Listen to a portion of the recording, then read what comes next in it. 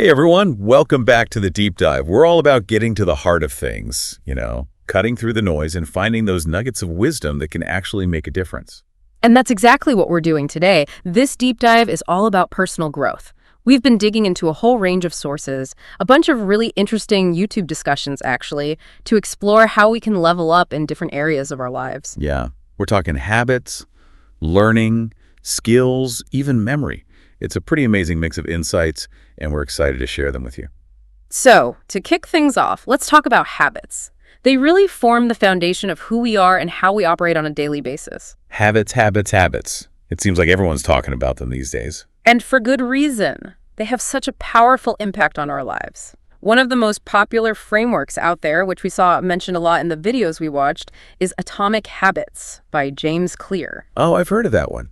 Isn't that the book all about those tiny changes that add up over time? Exactly.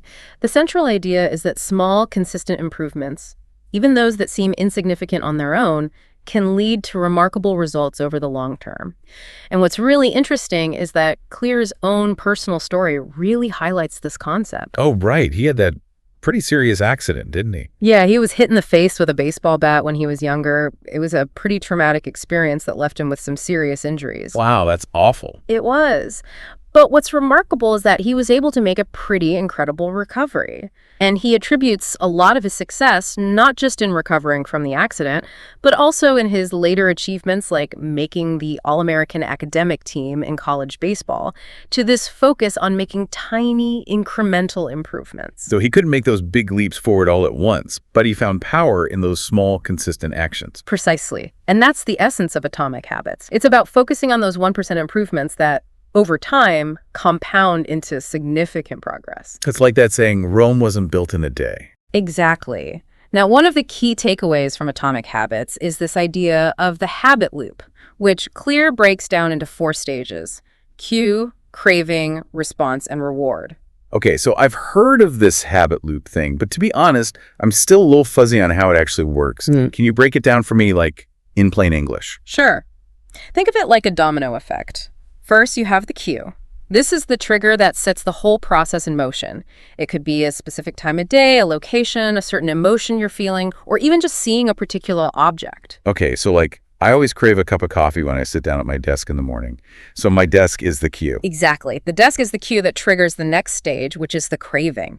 This is the desire or motivation to change your internal state. You see your desk, and suddenly you crave the feeling of alertness and focus that coffee gives you. Got it. So then I get up and make myself that cup of coffee. That's the response, right? The actual habit itself. Precisely.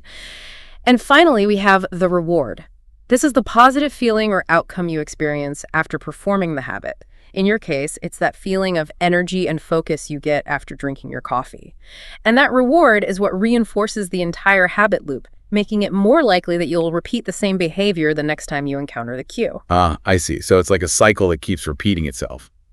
So how do we use this knowledge to build good habits or break bad ones for that matter? Well, Clear outlines these 4 laws of behavior change, which are essentially strategies for hacking the habit loop to your advantage. Okay, I'm all ears. Lay them on me. The first law is make it obvious. This is all about making the cues for your desired habit as clear and noticeable as possible. So if you want to start meditating every morning, maybe put your meditation cushion right in the middle of your living room floor where you can't miss it. So you're basically removing any excuse for forgetting or ignoring it. Exactly. The second law is make it attractive. This is about making the habit itself appealing, something you actually want to do. So if you're trying to exercise more, maybe find a workout buddy who makes it fun, or create a playlist of your favorite music that you only listen to while you're exercising. Ooh, that's a good one. Yeah. I'm definitely more likely to get the gym if I'm looking forward to jamming out to my favorite tunes. So what's the third law? The third law is make it easy.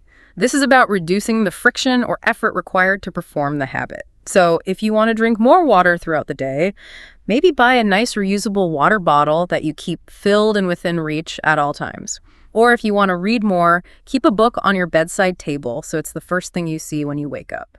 It's all about setting yourself up for success by removing any obstacles. Right. Make it as effortless as possible to do the right thing. What about the fourth law? The fourth law is make it satisfying. This is about ensuring that you get some kind of immediate reward or positive feeling after completing the habit. So if you're trying to save money, maybe transfer a small amount into a savings account every time you resist the urge to buy something you don't need. Or if you're working on a big project, celebrate small milestones along the way to keep yourself motivated. That makes sense. It's like giving yourself a little pat on the back for a job well done. Right. Now, what about breaking bad habits? Do we just reverse these laws? Exactly. To break a bad habit, you essentially do the opposite of each law. So to make it invisible, you remove the cues that trigger the habit. If you're trying to cut back on social media, maybe delete the apps from your phone or log out of your accounts on your computer. Out of sight, out of mind, right. What about make it unattractive? To make it unattractive, you highlight the negative consequences of the habit. So if you're trying to quit smoking, maybe put a picture of a diseased lung on your pack of cigarettes. Or if you're trying to eat healthier, make a list of all the negative health effects of eating junk food. So you're basically trying to make the habit as unappealing as possible. What about making it difficult? To make it difficult, you increase the effort required to perform the habit. So if you're spending too much time watching TV, maybe unplug it and put it in a closet after each use. Or if you're trying to cut back on online shopping, remove your credit card information from your online accounts. And finally, how do we make it unsatisfying? This is about removing the reward or positive feeling you get from the habit.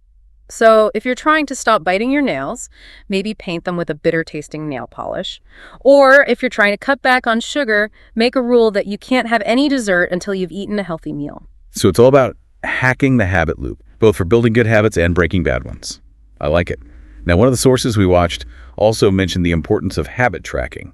What's the deal with that? Habit tracking is a really simple but effective tool for keeping yourself accountable and motivated. It's basically just a way of visually recording whether you've performed your desired habit each day. So like checking off a box on a calendar or something. Exactly. There are lots of different ways to do it. You can use a simple notebook, a calendar, an app, whatever works best for you. The key is to find a system that you'll actually stick with. One of the videos we watched talked about Jerry Seinfeld's "don't break the chain" method. Oh, yeah. I've heard of that. Isn't that where you mark an X on a calendar every day that you successfully complete your habit? Yes. And the idea is that you try to build up a long chain of X's without breaking it. It's a really visual way to see your progress and stay motivated. It also taps into our natural desire for consistency. I could see how that would be really helpful. It's like a little game you play with yourself. Sure. Now, shifting gears a bit, one of the major themes that came up in our research was the importance of continuous learning and skill development. Absolutely. In today's world, things are changing so rapidly that it's more important than ever to be a lifelong learner. And reading is one of the most fundamental skills for expanding our knowledge, improving our cognitive abilities, and staying ahead of the curve. I'm a big believer in the power of reading. It's like a gateway to endless possibilities. It is. Research has shown that reading can actually improve our memory, focus, critical thinking skills, and even our empathy. And it's not just about nonfiction either.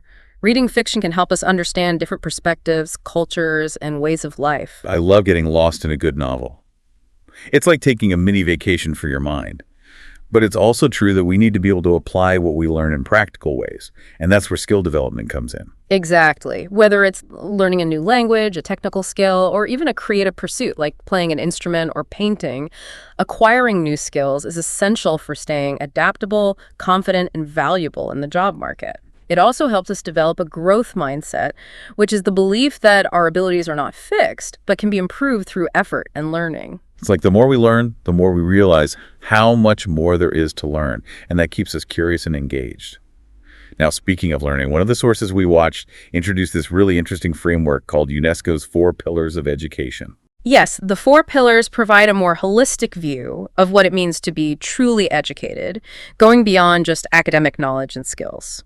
The first pillar is learning to know, which is all about acquiring a broad base of knowledge and developing those core intellectual skills like critical thinking, problem solving, and analysis. So it's not just about memorizing facts, but about understanding how to think for yourself and make sense of the world around you. Exactly. The second pillar is learning to do, which focuses on developing practical skills and competencies that allow you to apply your knowledge in real-world situations. This could include things like teamwork, communication, leadership, or technical skills specific to your field. So it's about putting that knowledge into action, being able to actually do something with it. What's the third pillar? The third pillar is learning to live together, which emphasizes the importance of social and emotional intelligence, developing positive relationships, and cultivating values like empathy, respect, tolerance, and cooperation. Oh, that's so important, especially in today's world where it feels like everything is so polarized and divided. It is. And the fourth pillar is learning to be, which is all about nurturing your unique talents and interests, fostering your creativity, developing your sense of self, and becoming a well-rounded, autonomous individual. I love that. It's like, yes, it's important to have knowledge and skills, but it's also crucial to cultivate those inner qualities that make you who you are. It is. And all four pillars are interconnected. They all contribute to our overall growth and development as human beings. Now, another topic that came up in our research, and I think it's something a lot of people struggle with, is memory and focus.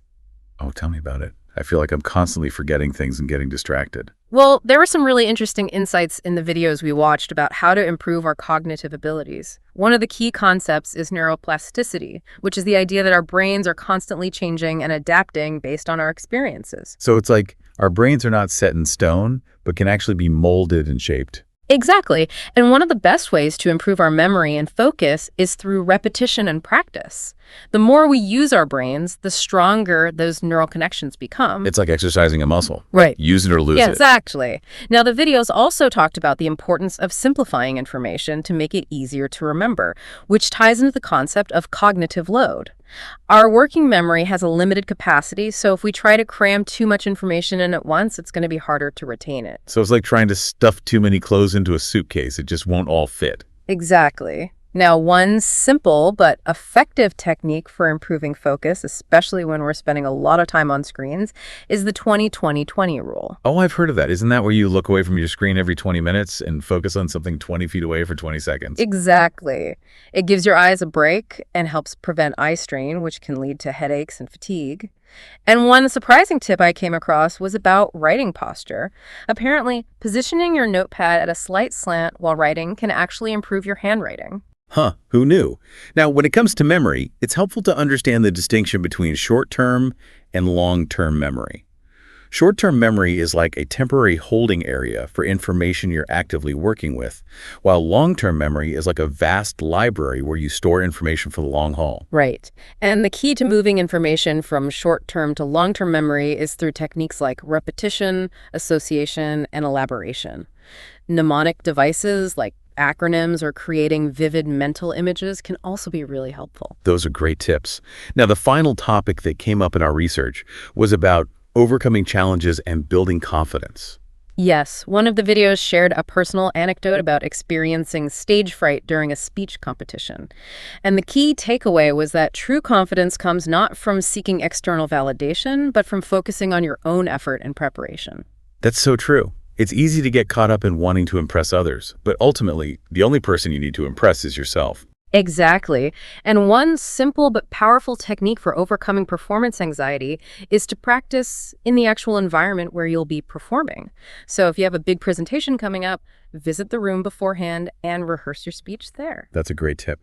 And one final piece of advice from the video was that if you experience a mental blank during your presentation, take a moment to greet the audience, take a sip of water, or simply pause and collect your thoughts. Exactly. Those little moments can make a big difference in helping you regain your composure. So as we wrap up this deep dive, it's clear that personal growth is a multifaceted journey that involves cultivating good habits, embracing continuous learning, developing a holistic understanding of education, improving our cognitive abilities, and building authentic confidence. Absolutely. And the most important thing is to remember that this is a lifelong process. There's always something new to learn, a new skill to develop, and a new challenge to overcome. And the beauty of it is that the more we learn and grow, the more fulfilling and meaningful our lives become. So here's a final thought for you to chew on.